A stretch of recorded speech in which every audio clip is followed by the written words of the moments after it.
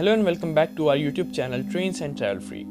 Today we'll talk about the decline of Pakistan Railways, and this video will be exclusively in English and will be a very knowledgeable video for people of Pakistan and people of India who have an interest in railways and train related information. So we'll start the video without any delay. There is still a large number of passengers who benefit from the railway network.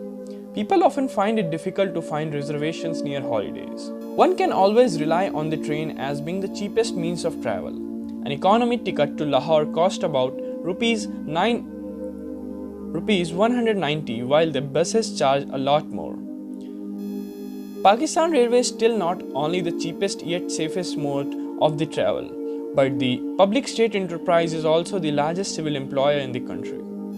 However, over the years, lack of attention, poor policies, increasing expenditures, misappropriation of funds, pilferage, nepotism, and most recently the floods have left railways with huge deficits running in billions of rupees. Since 1861, the first railway line was laid down between Karachi and Kotri. The expansion of the railway network by the British came at a rapid pace up until 1947. The driving factors of this growth were strategic and economic in nature.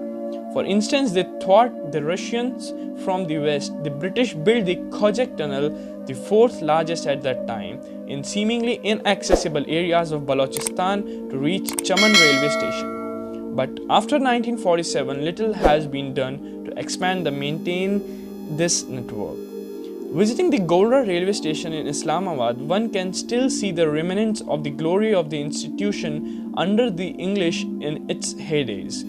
The station hosts old steam engines on the display and other relics in its adjoined museum. The scenic platform with old shadowy trees and benches present a classical traditional setting characteristics of a railway station. Today, however, the train arrives at the back of the station and it is often late as locomotives frequently break down before reaching their destination. Muhammad Ramzan, the station master at the Golra railway station, had spent around 30 years in the service of Pakistan Railways.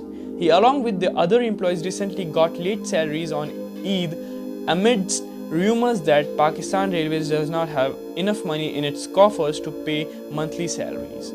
He still remembers when the carriage factory of Pakistan used to export coaches to Bangladesh and other countries back in 1990. Now Pakistan imports substandard locomotives and spare parts from China. He laments the fact that Pakistan Railway has been treated as an orphan institution throughout the years. While the rulers were building road networks and motorways in the name of development, no one thought about upgrading and maintaining the railway networks. When motorways cost was estimated at rupees 24 billion, Pakistan Railway came up with a proposal of upgrading its entire network in rupees 10 billion. However, this aspect was neglected as motorway was seen as symbol of progress.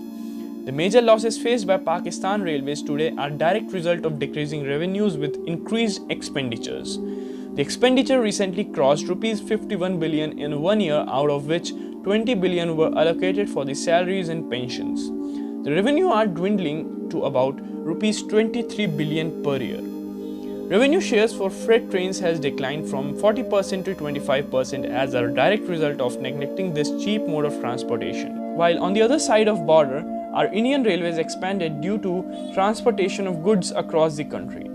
Here in Pakistan, another constitution called National Logistics Cell was set up for the transportation of goods during General Zia-ul-Haq eras, an institution that directly competed with Pakistan Railways as NLC's role grew in the Afghanistan war, and in the later years, Pakistan Railways was sidelined further as it became irrelevant with each passing day.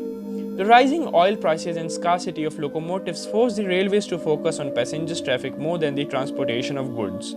The fares were kept low as government kept subsidizing the department. Pakistan Railway recently absorbed rupees 14 billion of taxpayers' money in the form of direct subsidies. Out of 522 total engines, only 220 are in working order, out of which 100 are in poor condition, or you can say in very poor condition. Ghulam Belor, the Federal Minister of Pakistan Railways, has not made any effort to hide his helplessness over corruption affecting the department and need of new locomotives.